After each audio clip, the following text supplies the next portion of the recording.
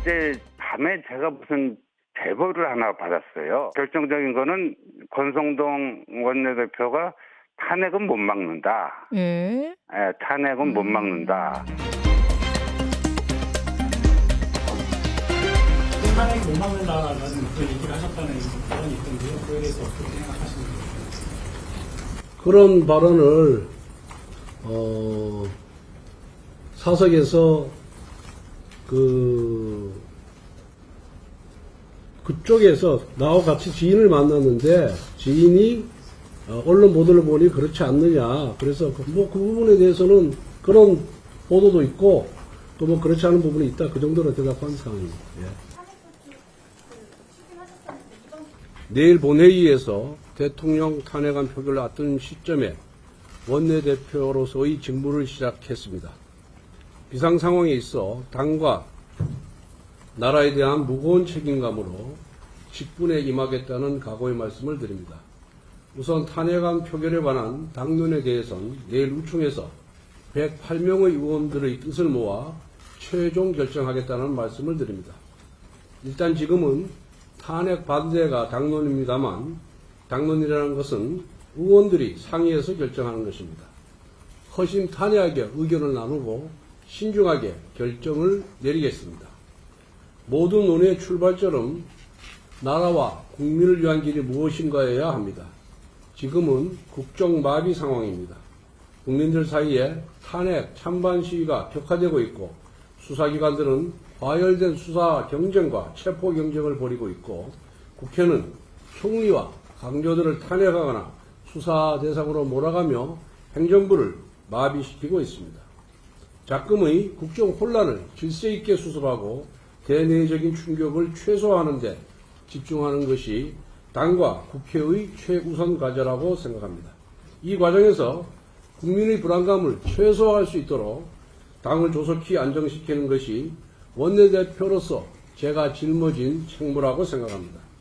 탄핵에 관한 표결 역시 국정 안정과 국민 불안 해소를 최우선의 기준으로 내려져야 합니다.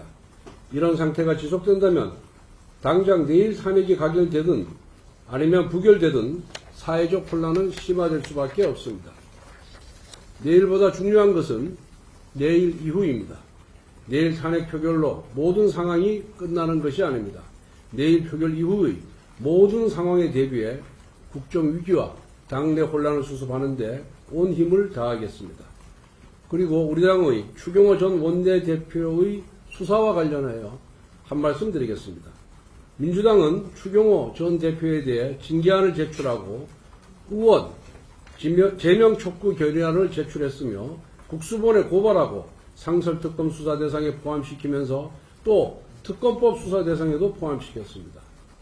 그동안 민주당이 이재명 대표를 수사한 검사들을 상대로 탄핵과 청문회를 남발하면서 사람을 겁박했던 전형적인 수법을 이제 국민의힘 국회의원들에게 가하기 시작한 것입니다. 원내대표를 시작으로 국민의힘 전체를 내란 공범으로 몰아가기 위한 민주당의 악랄한 여론 호도 수법을 강력히 규탄합니다. 경찰에 대해서도 깊은 유감을 표명합니다. 12월 11일 언론 단독 보도로 전일, 즉 10일이죠. 추경호 전 대표를 소환 통보했다고 하였는데 정작 추경호 전 대표 측에서는 이런 소식을 언론 보도를 통해 처음 접했습니다. 직접 통보도 아니고 우편으로 통보했다고 합니다. 심지어 사흘이 지났는데 아직도 우편을 전달받은 게 없고 이메일로 받았다고 합니다. 망신주기식 언론 플레이입니다. 경찰이 수사를 해야지 언론 플레이를 해서는 안 됩니다. 마지막으로 국회법, 국회증언감정법, 양곡관리법, 농산물 유통 및 가격안정법, 농업재해대책법, 농업재해보험법 등 6개 법안의 개정안에 대해 말씀드리겠습니다. 이 법은 지난 11월 28일 본회의에서 거대 야당의 일방폭거로 처리되었습니다. 당시 추경호 원내대표께서 대통령의 제2요구권 행사를 정식 요청하였고 이 요청은 지금도 유효한 상황입니다. 6개 법안에 대한 대통령의 제2요구권 행사를 다시 한번 요청합니다. 이번 비상대안이 우선이라고 생각하시는지 아닌지 말씀 주시고, 그리고 박근혜 대통령 탄핵 소추 추진하셨었는데 이번 안 된다고 보시는 건지. 그 비상계엄의 위헌 여부에 대한 최종 결정은 헌법재판소에서 내리게 되어 있습니다. 다만 우리 당은 이번 계엄 선포가 잘못되었다는 점을 분명히 말씀드렸습니다. 위헌 여부는 대통령 헌재에서 최종 결정될 것이기 때문에 그렇게 알고 계시면 될 겁니다.